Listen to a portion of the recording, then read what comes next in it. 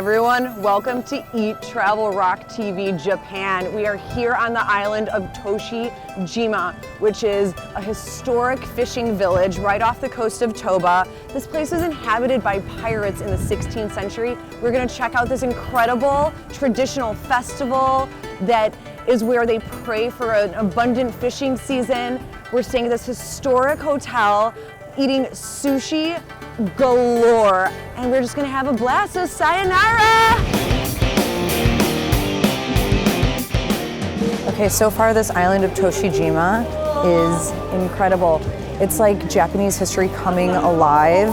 Just these streets, the houses, everything is like stepping back in time, hundreds of years. It's absolutely beautiful. The culture is just exuding from this place.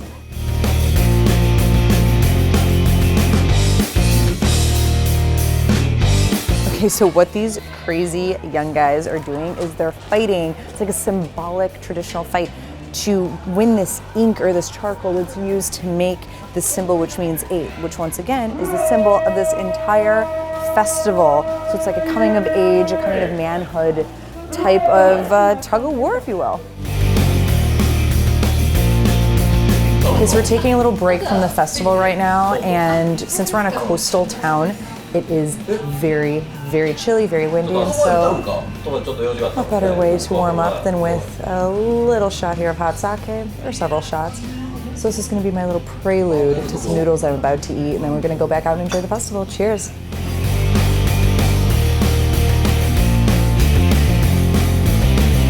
Okay, so we just went to the festival, and now everybody's partying. The party's starting in the streets. Of course, we've got some sake, we've got some fresh sushi and octopus and fish, and people are just having a good time, so we're gonna drink it up.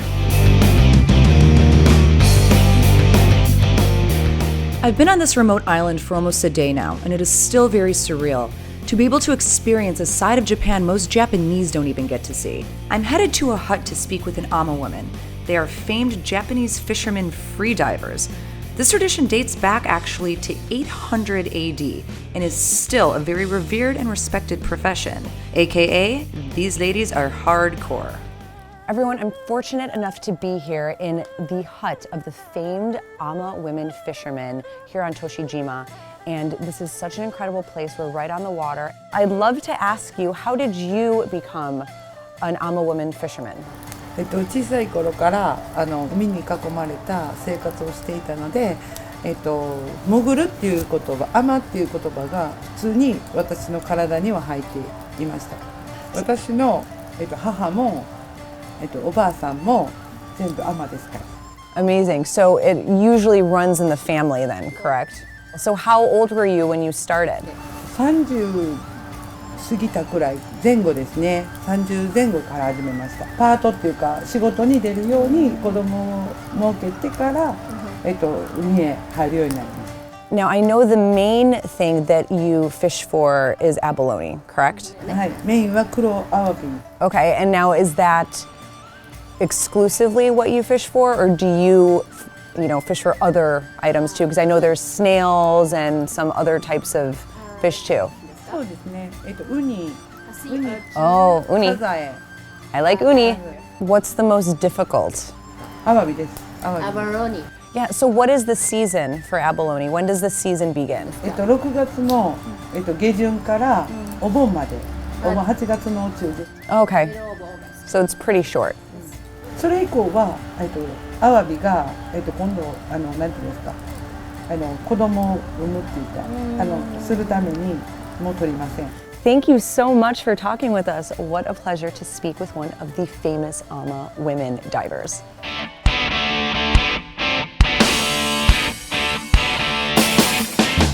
Okay, so we just walked into this little tiny hole-in-the-wall neighborhood sushi spot. We walked into this incredible spread all ready and waiting for us.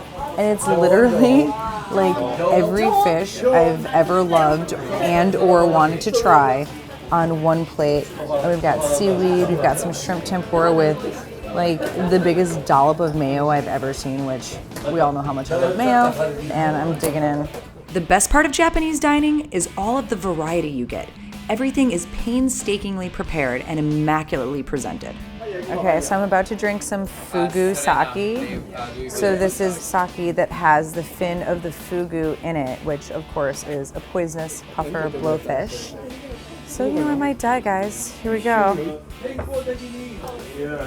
like fishy kind of sake. It's delicious. It's delicious.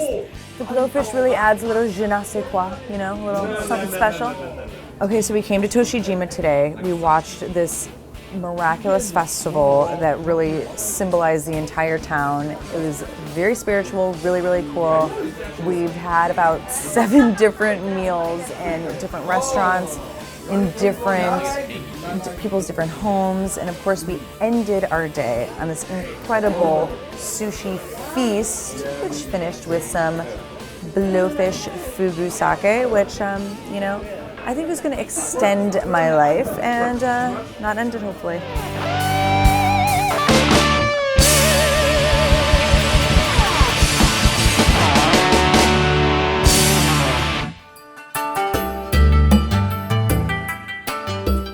Konnichiwa, everyone, and good morning from Toshijima.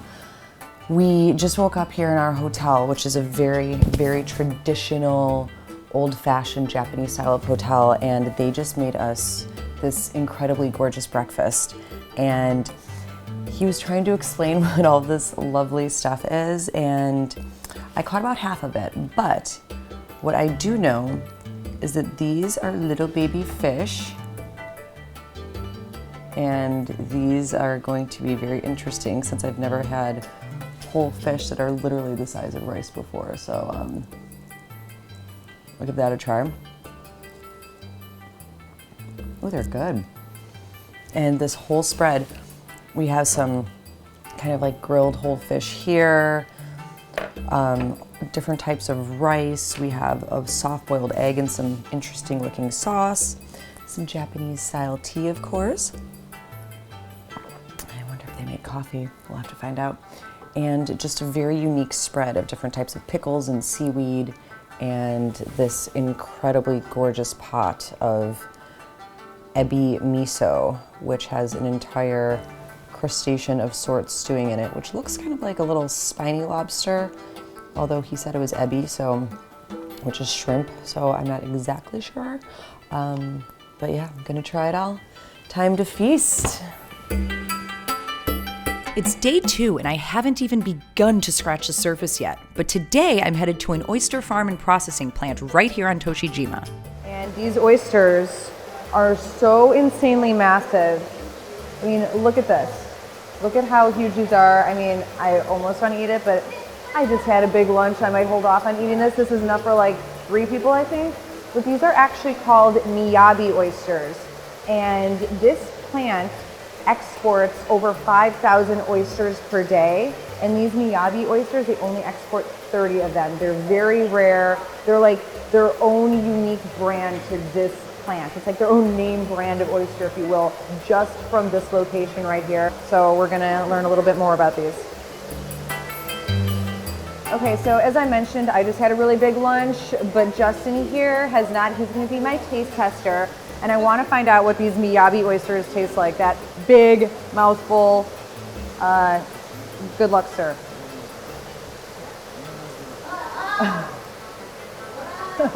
Wow. Thinking it's good?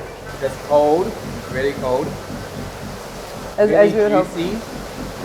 Got a good salinity to it. Oh, okay. More of an East Coast or a West Coast? I've only had I think East we're Coast. very east, very east. I've had the East Coast oysters, but this is like a steak. It's like a salty. That's a whole meal. It's a whole meal. Wow. Okay, so now this oyster farm, they actually cultivate oysters here. And as you'll see on this shell, there will be hundreds of little oyster seeds, little baby oysters, if you will, which will take a long time to grow and mature. And then they become clusters of oysters on here. And when they get larger, they actually will break them apart and then harvest them and grow them even larger on their own or separately until they're big enough to eat. So we're going to actually get a little sneak peek as to how they do that. Okay, so this shell right here is like that shell I was just showing you where all those little oyster seeds were. And so from that, even though there's thousands on there, just a few oysters will actually end up growing from those seeds. And then if you just look at these clusters, actually mussels grow on these too, which they don't eat. But these oysters are huge, then they will be removed. You can see back here, they're actually breaking them all apart. And then they will be transferred to those big bins out there and then soaked in the water for 2 weeks to a month to really like plump up the flesh in there and get the salinity going.